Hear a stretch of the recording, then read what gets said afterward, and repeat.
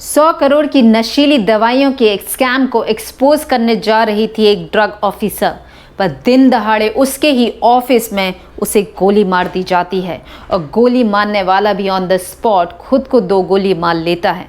ये कैसे संभव है कि जिसने ये गोली चलाई थी वो खुद को ऑन द स्पॉट गोली अपने माथे पे मारता है, जो कि उसके गले तक पहुंच जाती है, फिर भी वो अपने ऊपर दूसरी गोली चला लेता है। आइए जानते हैं क्या है ये पूरा मामला क्राइम कहानी में। नमस्कार, मैं हूं श्रद्धा राय और आप देख रहे हैं द चाणक्य। नेहा शौरी पंजाब के पंचकुला इलाके में रहने वाली एक महिला, जिसके परिवार में उसके पापा एक आर्मी ऑफिसर यानी कि कैप्टन कैलाश शौरी, जिन्होंने 1971 में इंडिया पाकिस्तान का वॉर भी लड़ा था। घर में माँ जो कि एक टीचर, एक भाई और एक बहन। 2007 में नेहा का selection department of health and family welfare में एज ड्रग इंस्पेक्टर हो जाता है और वो रूपर डिस्ट्रिक्ट में तैनात की जाती है। नेहा अपना काम बड़ी लगन और शिद्दत से करती थी। सन 2009 आता है और वो अपनी टीम के साथ मोहाली डिस्ट्रिक्ट पहुंचती है और एक केमिस्ट यानी कि बलविंदर सिंह के यहाँ रेड डालती है। बलविंदर सिंह, जिसकी उम्र उस समय 50 वर्ष थी, ये एक एक्स सर्विसमैन फैमिली को बिलोंग करता था, जिसकी बड़ी बेटी MBBS यूक्रेन से कर रही थी, छोटी बेटी 12th में थी और लड़का video game parlour Mohali district में ही चलाता था। छापे के दौरान ये चीज़ सामने आती है कि बलविंदर 30 से भी ज़्यादा ऐसी नशीली दवाइयों को लोगों को बेच रहा था जिसे बेचने का अधिकार यानी कि लाइसेंस या परमिशन इसके पास नहीं थी। इसीलिए नेहा और उसकी पूरी टीम एक रिपोर्ट तैयार करती है और अपने सीनियर्स को ये रिपोर्ट सबमिट कर देती है और सीनियर्स बलविंदर का केमिस्ट का लाइसेंस को कैंसिल कर देती है। ये पूरा मामला कोर्ट तक पहुंचता है और कोर्ट भी FDA यानी कि फूड एंड ड्रग एडमिनिस्ट्रेशन के इस फैसले को सही ठहराती है। 2013 आता है और नेहा का प्रमोशन होता है और नेहा डिस्ट्रिक्ट जोनल लाइसेंसिंग की रिस्पॉन्सिबिलिटी संभालने लगती है और वहीं पे बलविंदर एक नया हॉस्पिटल खोलने की कोशिश करता है, पर उसका वो प्रोजेक्ट फेल हो जाता है।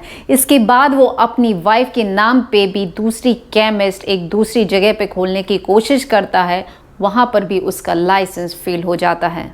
2016 में नेहा की शादी वरुण मोंगा से होती है और साल भर के बाद नेहा एक नन्ही परी को जन्म देती है। और फिर आता है मोंगा और शौरी परिवार के लिए वो काला दिन यानी कि 29 मार्च 2019।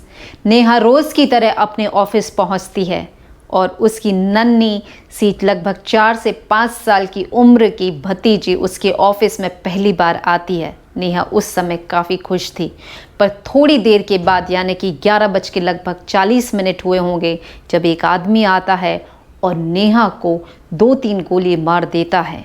नेहा वहीं पर ढेर हो जाती है। नेहा को गोली मारने के बाद अपराधी वहां से भागता है तो नेहा के ऑफिस के लोग उसे पकड़ने की कोशिश करते हैं, कहीं पकड़ा ना जाए, इसीलिए वो खुद को 2 गोली मार लेता है।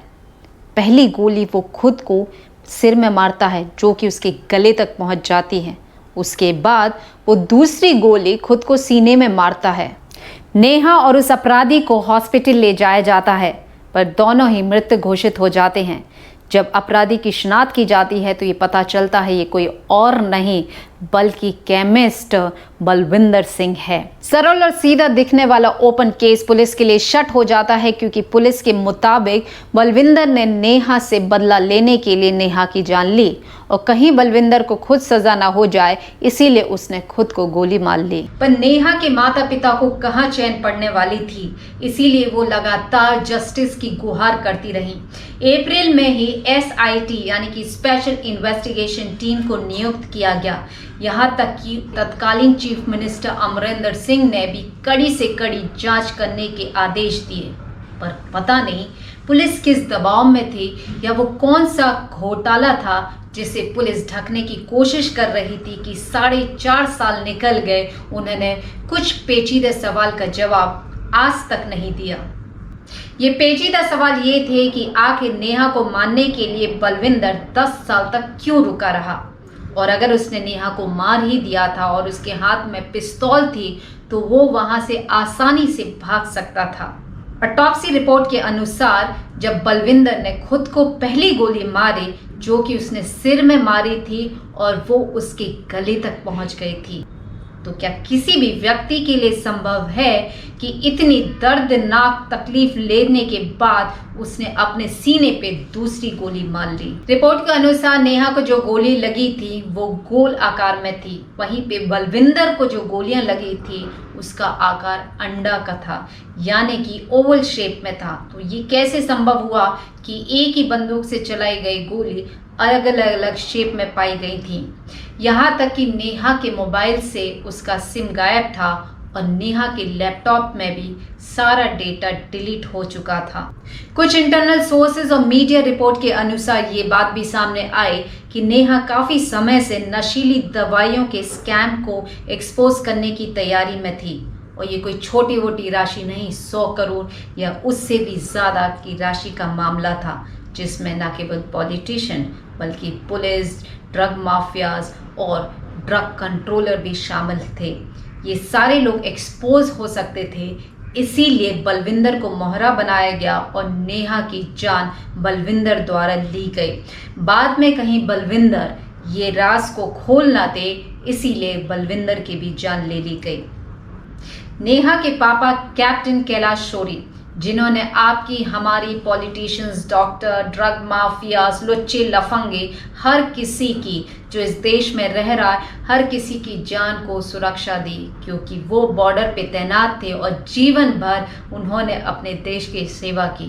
पर आज 4 साल से भी ज़्यादा का समय हो चुका है उनकी बेटी को गए हुए, पर अभी भी उनकी बेटी को इंसाफ नहीं मिला है। ये कहाँ का इंसाफ है? नमस्कार।